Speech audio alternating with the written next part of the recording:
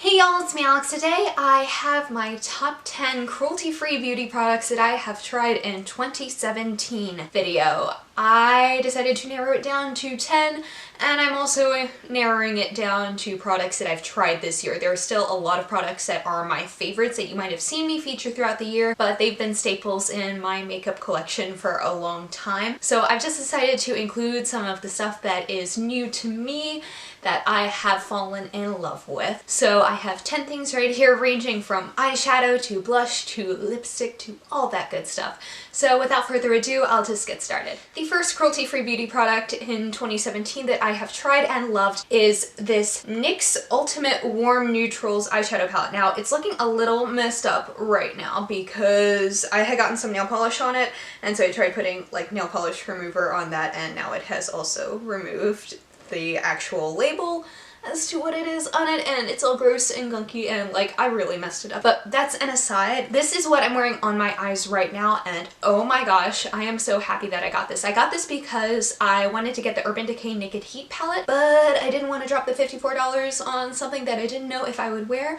But this is something that I wear absolutely all the time. The colors are so gorgeous. I especially like the bottom two rows with a really nice deep warm oranges and reds. The shimmers on this are fantastic, and the mattes are super blendable. NYX has really upped their shadow game. When I had originally tried NYX eyeshadows, they were very pigmented, but they would crease really badly. But with these, they last on my eyes a super long time. If you have not picked up this palette, I 10 out of 10 would recommend that you get it. It's like under 20 bucks, and it's pigmented, it blends, it does all of the things that you would expect like a high-end eyeshadow palette to do, but without the price tag, and it's cruelty-free, and it's just lovely. And the other eyeshadow palette that I tried this year and absolutely love is the Kat Von D Saint and Sinner palette. I should really hold stuff over on this side. I think that this is such a lovely palette. I had never gotten any of Kat Von D's holiday palettes before, so I made a point to get it this year because I wasn't even sure that I was going to like this,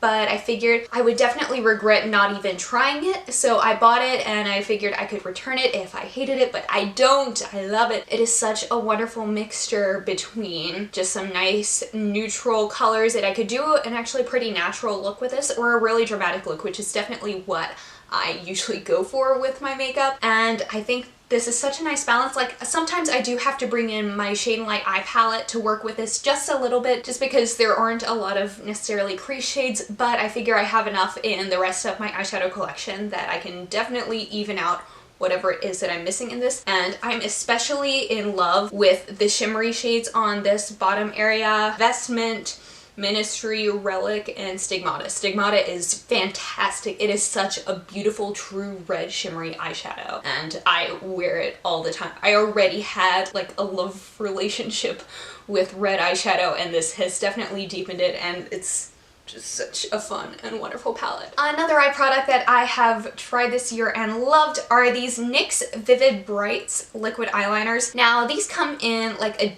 dippy brush form, which is a form of eyeliner that I never really thought that I would enjoy, but I really love these. These are so pigmented. I love doing like little winged eyeliner or using it to create dots around the eyes. It's really cute, and these are super affordable. I think these are like $6 at most. I have Vivid Halo, Vivid Escape, and Vivid Fire. Vivid Fire is my favorite because to go along with my love for red eyeshadow, I love red eyeliner, and I've been using these to do art all throughout like the summer on. I can't say enough good things about these because sometimes brush tip eyeliners can be very difficult for me to use, but these are really easy to maneuver. The brush, see, you can see that it is very precise, and you can kind of just get any goop off of the end, and it becomes very easy to work with and apply. And if you've ever wanted to try anything that wasn't a black eyeliner, I highly recommend trying these, because I never thought that I would really wear anything other than like my normal black wing liner when I was doing liner, but I decided to give these a shot, and I am so happy that I did. So this year I found my holy grail brow product, and that is the Anastasia Beverly Hills Dipbrow Pomade. I have this in dark brown. Now I'll uncover my brows right now with my bangs just so you'll y'all can actually see what I got going on. This is so easy to use, and I really love this shade because since I color my hair a lot, it does go from like really deep to when it's fading, it gets, you know, a bit lighter. And with the shade dark brown especially, it gives me a really good tone that I can build it up to something more dark like this when I have my hair first colored, and when it fades I can definitely make it a lot more lighter to match the tone of my hair. And this is just a nice really in between because I have naturally thick brows, so I didn't want to do the work of having like the brow wiz or brow pencil or anything like that because I think that is just too much work for my eyebrows. But I'd also been trying the Essence Make Me Brow, which is really nice, but it doesn't give me the really precise drawn on brow look that I really enjoy, as you can see. So this is a really nice in between. I just use it on an IT Cosmetics angle brush and my brows go on super quick and super nicely, and it's really easy to even out, darken, lighten, whatever it is that I need to do for my brows. Now onto the face products. This is something that I'm pretty certain that I tried out this year, either late last year or early this year, but I'm counting it as something I've tried out this year. It's a NYX Angel Veil Primer, and I love this with just about any foundation that I enjoy. Not you, Wet n Wild Photo Focus, literally anything else that I enjoy. I especially really like it with the Kat Von D Lock-It foundation and with the LA Girl Pro Coverage foundation. And I think this is very versatile because I'll usually use this in the spring and summer, and it's really, really great with oil control and smoothing out my pores and all of that. And it still is hydrating enough that it's not super drying, but even in the winter, like right now my skin is getting really dry, that this might be a little too mattifying for my taste. So what I do is after I apply this, I'll apply a dewy setting spray on top of it, and that'll give me the hydration that I need while simultaneously still smoothing out my skin and preparing it for foundation. This is really good. It apparently is a dupe for the Hourglass primer. I haven't tried that. I don't plan to. It's like $1,000,000. This is not.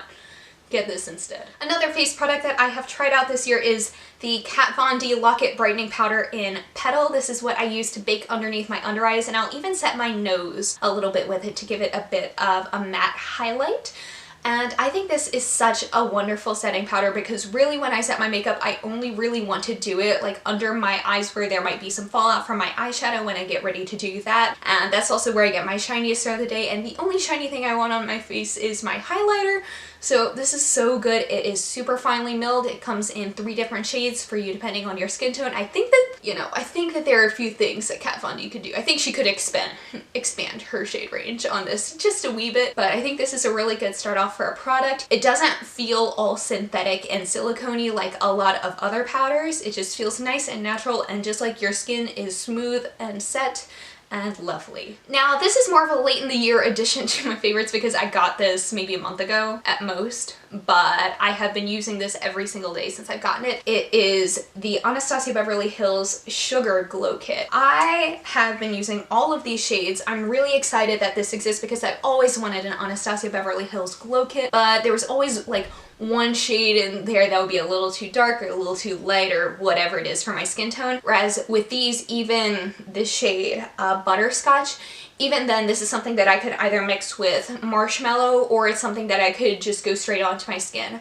when I am more tan in the summer. I understand finally what the hype is around these products. I am wearing Marshmallow and Starburst today on my cheekbones, and I look super glowy and super cute, and these go on so smoothly and last so well, and just this is worth every penny that I paid for it. Another face product that I have tried and loved this year is this Tarte Amazonian Clay 12-Hour Blush in Party. This came as a Sephora birthday gift. I think it's a Sephora exclusive because I've seen the full size in Sephora and I plan on buying that. Like, I don't know if I'll ever actually go through the whole blush, but I have a feeling that if I ever did, I would be really upset that it didn't exist anymore. This is what I have rocking on my cheeks right now. Why did I say rocking? I don't know, I'm trying to be cute. And this is such a good neutral blush shade. I don't really like super intense bright blushes because my skin is kind of naturally red anyway. So I like this because it is a nice nude tone blush that isn't too warm or too cool. It's just a nice in-between neutral nude that it can go with the really dramatic rest of my makeup, because obviously I do very dramatic makeup on my face. So this gives some color to my cheeks without making it such that my face looks like something is very, very wrong with me, and it's just great. And I have a brush favorite for this year, and it is this Wet n Wild contour brush. As you can see, it is very, very well loved. This is what I use to do my contour on a daily basis. I like using this with powder products. I used to use a Real Techniques contour brush, which I think is better with more of a cream contour product, but this is what I use with my Kat Von D Shade Light Contour Kit, and it does a really nice job of carving out the cheekbones. It's pretty densely packed without being too dense like the Real Techniques one was, and because it also has enough give to the bristles to also blend out the contour. So it's a really nice balance there. I believe the brushes are synthetic. This brush was like $1 from the Dollar Tree, and it's the best dollar I've spent this year. And the last thing that I have tried this year and absolutely love, this might be my favorite out of all the things, are the Makeup Monsters liquid lipsticks. I have 4 shades here. I have Wipeout, which is what I'm wearing on my lips right now, and I have not seen a blue that is bluer than this. I have a Hook, Line, and Sinker, which is this really pretty pink. I don't normally wear a lot of pink, but this is a nice berry tone pink that I think is really good for like fall and winter shades. I have Juniper, which is this really surprisingly flattering olive green. I think y'all have seen me use this in a bunch of tutorials, and I didn't know that olive green would actually look good on me, and it really, really does. And the other one I have, I absolutely love this one. It's called Luna. I got it because my cat's name is Luna, and it's this pretty little mauvey purpley shade that I've kind of made my everyday shade in the last few weeks. Like, this is just what I wear whenever I'm not quite sure what to do for my lipstick, because it's a neutral that isn't quite a neutral. Now, I love basically everything about this. These have such a good shade range that if you want to buy like a nude lipstick, you definitely are able to get a nude lipstick, but if you want something like a blue or a purple or, you know, or a black or any other weird color out there, you have a lot of options there too. And I like that shade range because that kind of is the range of makeup that I like to do. I sometimes like to do natural looks, you know, but I also like to have blue lipstick and have purple lipstick and have all of those bright colors and have fun. And I think they're about $15 or $16 a piece, so they're, you know, not quite drugstore prices, but they're less expensive than like Kat Von D and Anastasia Beverly Hills. They're really comfortable to wear, and also they don't wear off super easily when you eat food. Like, obviously if you're eating something like greasy pizza or something, it's going to come off of your lips, but it doesn't fade in such a way that it makes it uncomfortable to layer over itself.